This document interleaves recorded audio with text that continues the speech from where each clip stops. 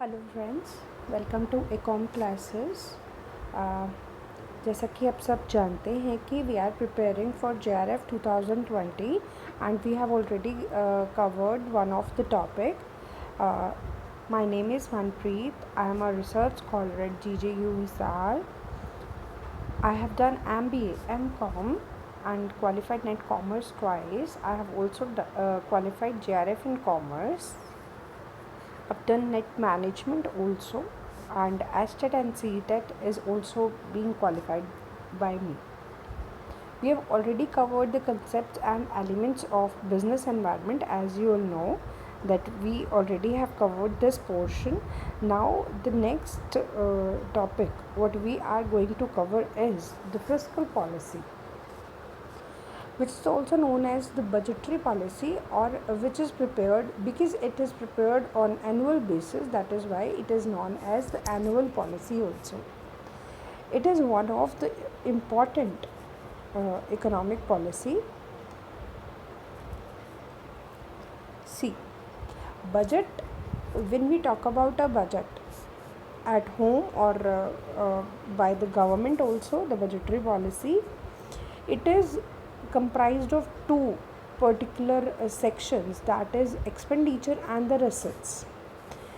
Expenditure includes the capital and the revenue expenditures, whereas receipts includes the capital receipts and revenue receipts.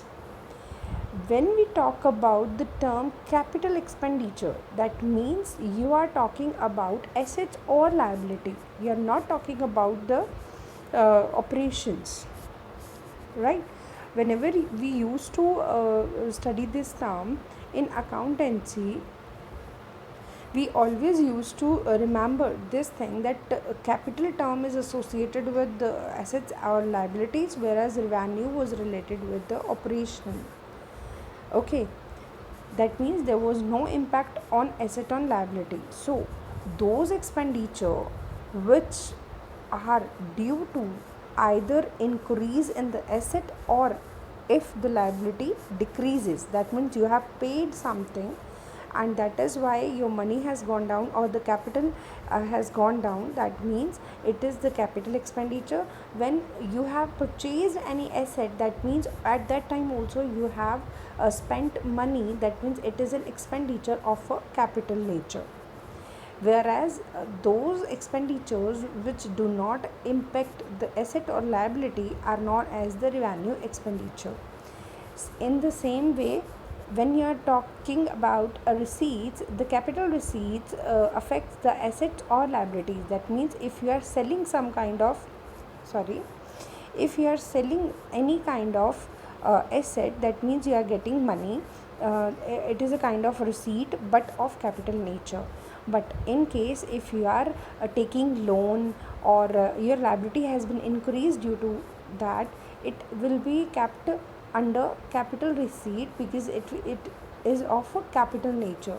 Whereas the revenue receipts, these kinds of receipts will not have any impact on the assets or liability.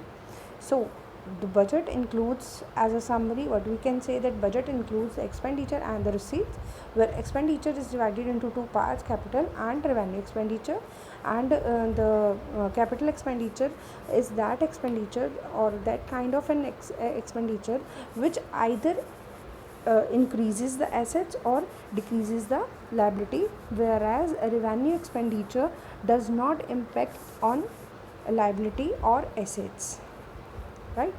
But in receipts, it is also being divided in two parts, capital receipts and revenue receipt, where capital receipts are those receipts which either decreases the asset or increases the liability, whereas revenue receipts are those receipts which does not impact on assets or liability.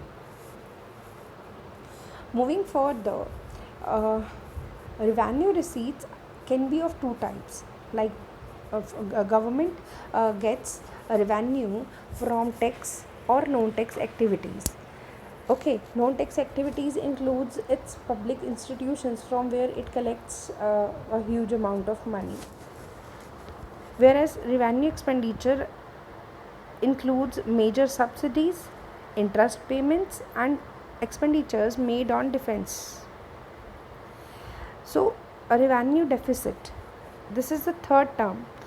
Revenue receipt, revenue expenditure, and revenue deficit. Here it is talking about deficit.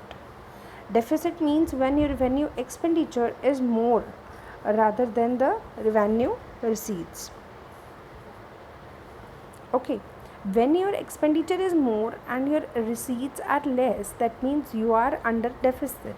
So if the revenue expenditure is more than the revenue receipt, it will be known as revenue deficit. In the same manner, capital receipts are there. We discuss about them. Total expenditure is can be can be understood by two ways, like capital expenditure plus revenue expenditure is also known as the total expenditure. But on the other hand, we can also say that planned expenditure and unplanned expenditure, planned which have been covered in the 5-year plans previously, and now the 3-year plans which are being conducted by Niti Aayog, and the unplanned expenditures, both in combination gives us the total value of total expenditure. On the other hand, the capital expenditure plus revenue expenditure is also equal to total expenditure. So here comes a new term, that is known as fiscal deficit. Now, what is fiscal deficit? When total expenditure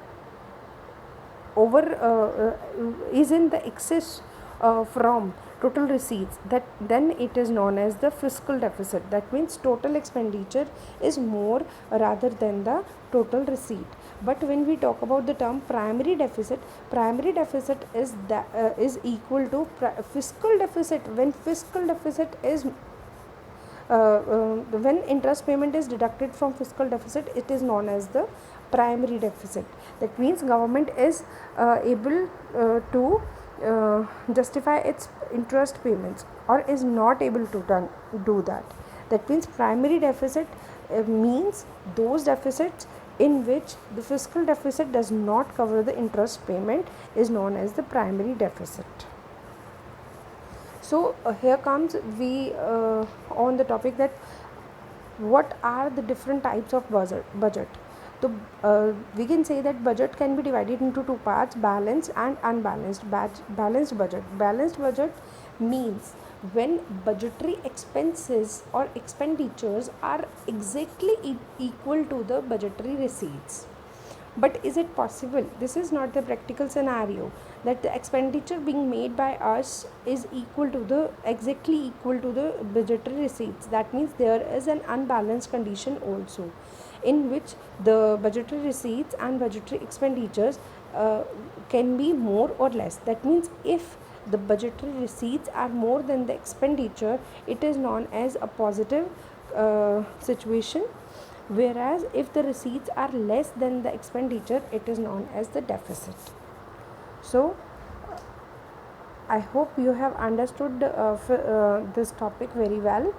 Thank you so much for being with me. Okay.